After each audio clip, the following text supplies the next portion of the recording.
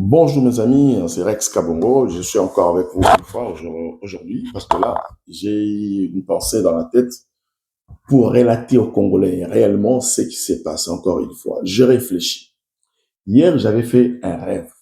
J'ai parlé à Lingala parce que je voulais faire comprendre aux Congolais que j'avais rêvé qu'en 2028, le président Félix est toujours président. Alors, il n'y a pas eu des élections. J'ai essayé de relater aux Congolais à Lingala, bien sûr, c'est ce qui était mon rêve. Maintenant, après avoir réfléchi, aujourd'hui, je suis en train de penser, je dis, mais comment est-ce qu'un président qui a été élu démocratiquement, comment est-ce qu'un président qui est encore en exercice de son mandat, on le traite de dictateur et on le traite de tous les noms et on veut à tout prix que ce président-là quitte les pouvoirs, qu'il parte pour remplacer qui? Est-ce que ça, c'est la démocratie ou il y a un autre nom?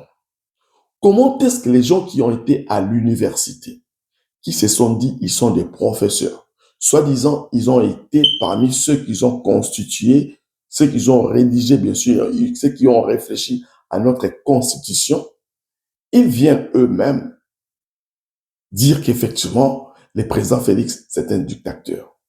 Comment est-ce qu'un président élu librement par une population, démocratiquement, un président de CENI, du commission électorale, bien sûr, a publié lui-même plusieurs fois, c'est lui qui était le président de la République, et passé même dans les émissions, dire que le président Félix a été élu sérieusement et massivement. Le président, il s'appelle Félix Antoine Tshisekedi. Là, je parle de Nanga. Oyaboyi Afanda, c'est ce que Nanga qui avait dit. Maintenant, aujourd'hui, on voit la même personne aller à la rébellion. On voit aujourd'hui, on voit le même intellectuel, soi-disant, entre guillemets, parce que moi, les intellectuels congolais, je mets toujours entre guillemets, vont aller soutenir des personnes pareilles à la rébellion. Non, non. Vous avez vos opinions, moi j'ai le mien. Mais mon opinion, moi, c'est quoi? Je soutiendrai Félix Antoine Tshisekedi du matin au soir. Que ça passe ou ça casse. De toute façon, j'ai toujours été constant à ce que je sais. Mais pour vous aider, mes amis, je voulais vous relater les six types ou six sortes de personnes qui ont constitué la politique congolaise depuis tous ces temps que Kabila a dirigé ce pays.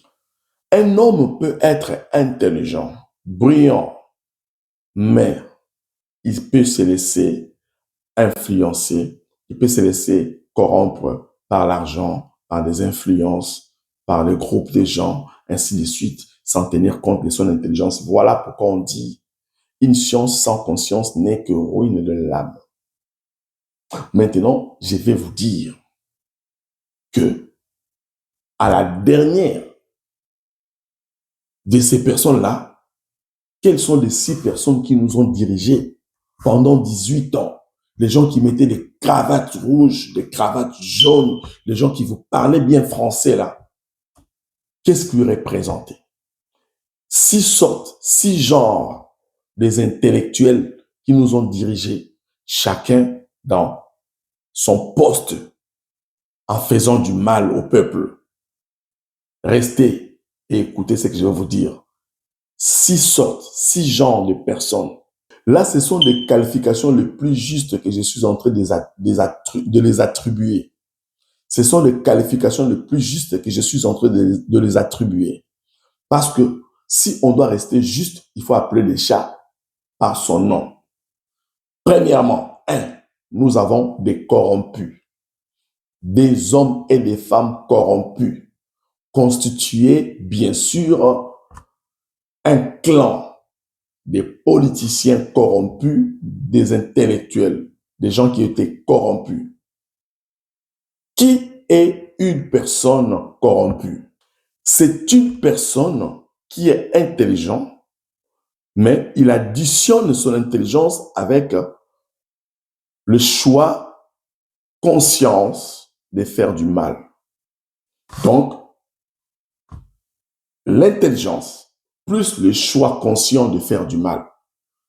Une personne peut être intelligente, mais il vend son âme parce qu'il additionne le mal avec son intelligence. Il accepte le mal malgré son intelligence. On les appelle des hommes corrompus. Donc, ce sont tout simplement des types de personnes qui nous ont dirigés, que je suis en train de vous relater.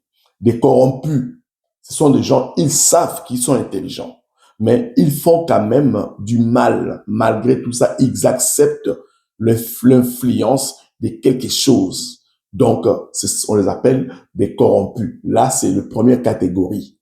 Des corrompus ont constitué le politique ou la politique congolaise. Deuxième catégorie, on les appelle des vénales. Des vénales, c'est lorsque un homme intelligent, une personne intelligente qui vend ses principes pour de l'argent. Il sait ce qui est juste, mais pour de l'argent, il ne fait pas ce qui est juste. On les appelle des vénales. Donc, c'est la deuxième catégorie des gens qui constituaient et qui constituent encore jusqu'à aujourd'hui la classe politique congolaise. Troisième catégorie, ce sont des opportunistes. Ils n'ont pas de position.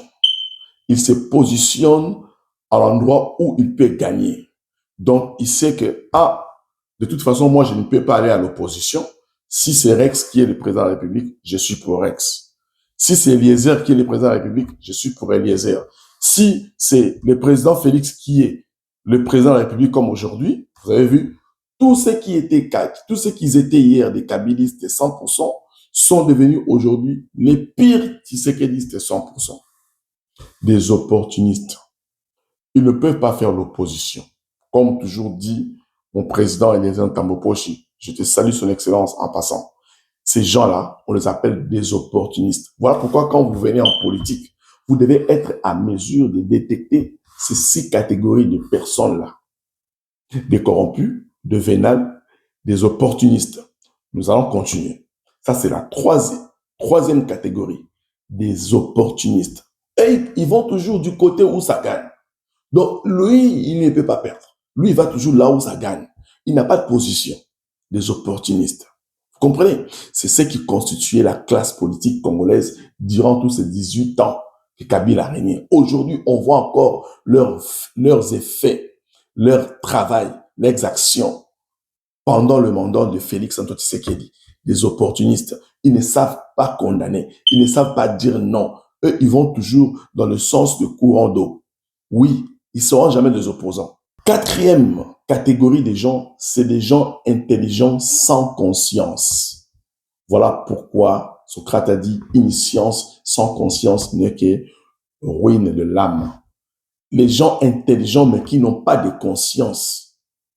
Donc, ils peuvent vendre tout sans éthique. Une intelligence sans l'éthique devient très dangereuse. Voilà pourquoi j'avais dit dans un de mes ouvrages, je dis, l'orgueil d'un intellectuel détruit plus qu'un cancer. Quand un intellectuel est orgueilleux, il n'a pas d'éthique, il n'a pas de conscience, ça devient très dangereux. Ces gens-là sont très dangereux.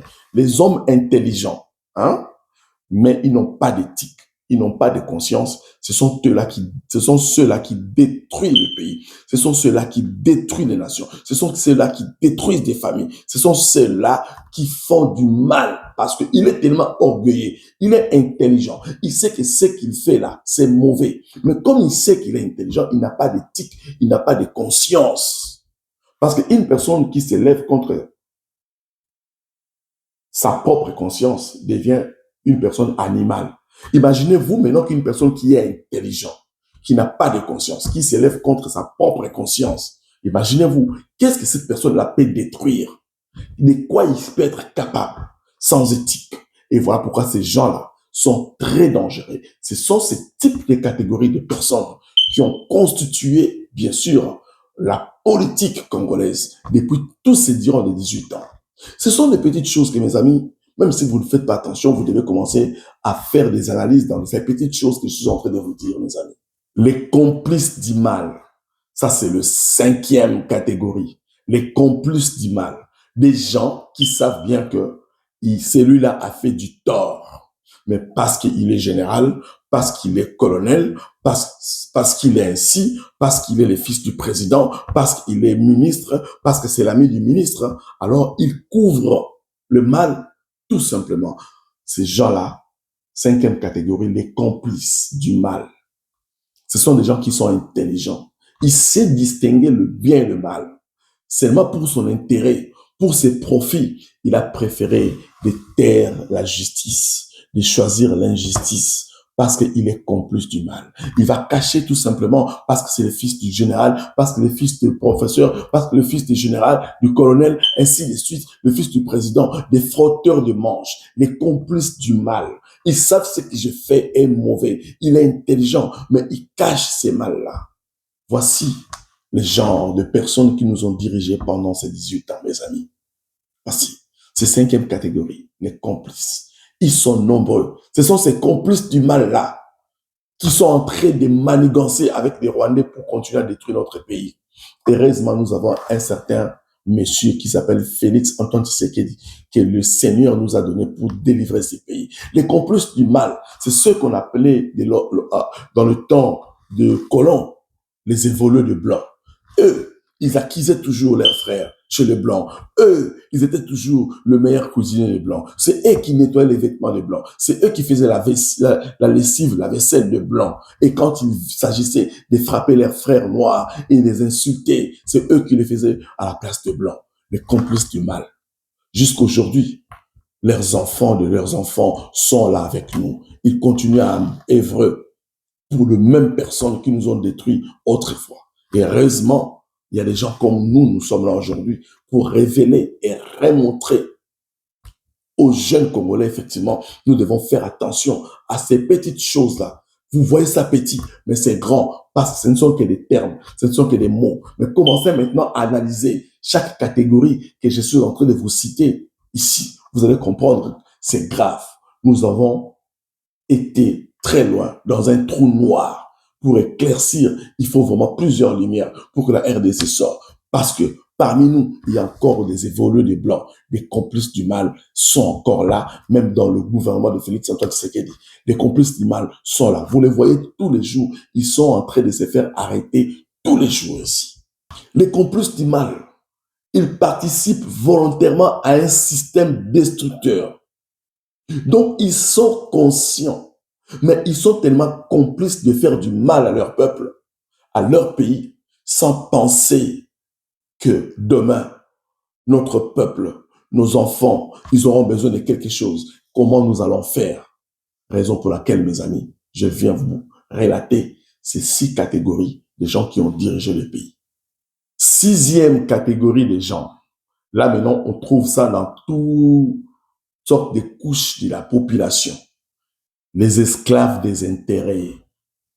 Les esclaves des intérêts. Toi qui me suis, mon ami, ne sois pas esclave d'intérêts. Les esclaves des intérêts. Donc, pour les intérêts, il peut même tuer son frère. Pour les intérêts, il peut trahir son pays. Pour les intérêts, il peut trahir sa nation.